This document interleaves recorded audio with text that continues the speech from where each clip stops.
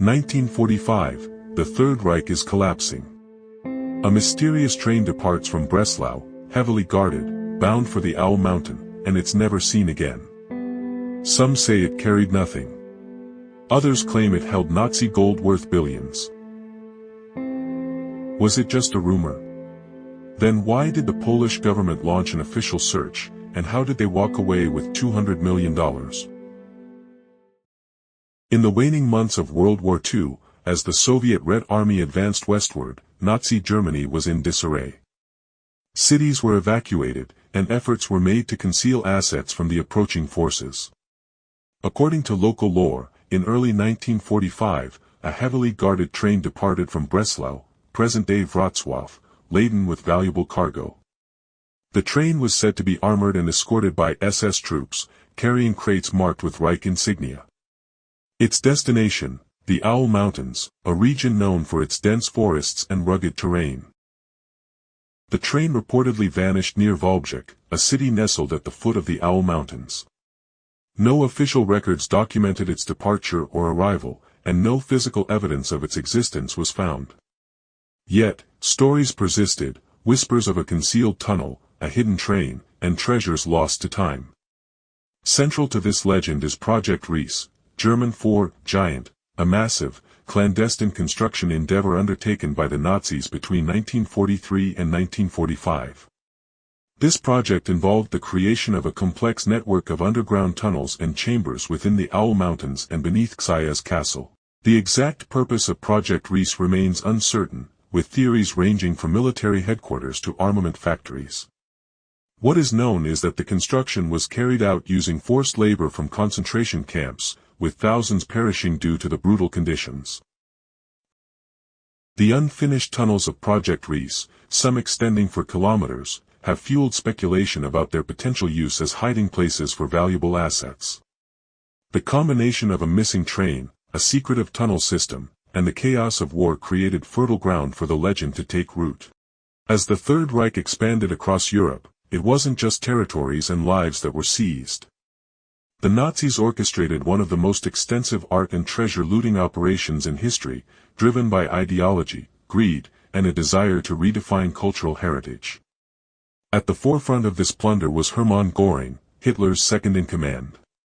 Göring amassed a vast private collection of looted art, acquiring over 1,100 pieces during the war. In 1945, the New York Times estimated the worth of these works to be $200 million, a staggering sum that underscores the scale of Nazi looting. Göring's acquisitions were not random. He systematically targeted renowned collections, often confiscated from Jewish families and occupied institutions. His collection included masterpieces by artists such as Vermeer, Rembrandt, and Van Gogh, reflecting both his personal taste and the broader Nazi agenda to appropriate cultural symbols. In April 1945, as Allied forces advanced into Germany, U.S. troops made a remarkable discovery in the Merkers salt mine. Hidden deep underground were vast quantities of gold bullion, currency, and priceless artworks, all looted by the Nazis. The cache included over 7,000 paintings, sculptures, and other cultural treasures, many of which had been stolen from museums and private collections across Europe. This discovery not only highlighted the extent of Nazi looting but also raised questions about other potential hiding places for stolen treasures, fueling legends like that of the Nazi gold train. The systematic looting was orchestrated by organizations like the Einsatzstab Reichsleiter Rosenberg, ERR, led by Alfred Rosenberg. The ERR was responsible for the confiscation of cultural property from occupied territories, particularly targeting Jewish-owned art collections. In France alone, the ERR seized over 21,000 objects from more than 200 collections, including those of the Rothschild family and other prominent collectors. The ERR meticulously catalogued their plunder, creating detailed records and photographic albums of the stolen items. These documents have been instrumental in post-war restitution efforts and continue to serve as evidence of the Nazis' systematic cultural theft. Another key figure in the Nazi looting apparatus was Gejeton Moman, who operated primarily in the Netherlands, France, Austria, and Poland. Mollman's agency functioned as a clearinghouse for art expropriated from Jews and other targeted groups, further illustrating the organized nature of Nazi plundering activities. The Nazis' obsession with looting was not merely about wealth, it was an attempt to erase and rewrite cultural identities. Discoveries like the Merkers mines serve as stark reminders of this dark chapter in history and continue to inspire investigations into other potential caches, such as the elusive Nazi gold train. In August 2015, the legend of the Nazi gold train surged back into the global spotlight. Two men, Piotr Koper, a Polish construction worker, and Andreas Richter, a German amateur historian, claimed to have discovered the elusive train buried near Wałbrzych in southwestern Poland. Their assertion was based on ground-penetrating radar images that, according to them, revealed a 100-meter-long train hidden underground. The duo reported their findings to local authorities through legal intermediaries, requesting a 10% finder's fee in accordance with Polish law. They alleged that the train's location had been disclosed in a deathbed confession by an individual who participated in its concealment during World War II. Polish Deputy Culture Minister Piotr Żukowski publicly stated that he was more than 99% certain of the train's existence, citing the radar images as compelling evidence. This announcement sparked international media frenzy, drawing journalists, treasure hunters, and curious onlookers to the region.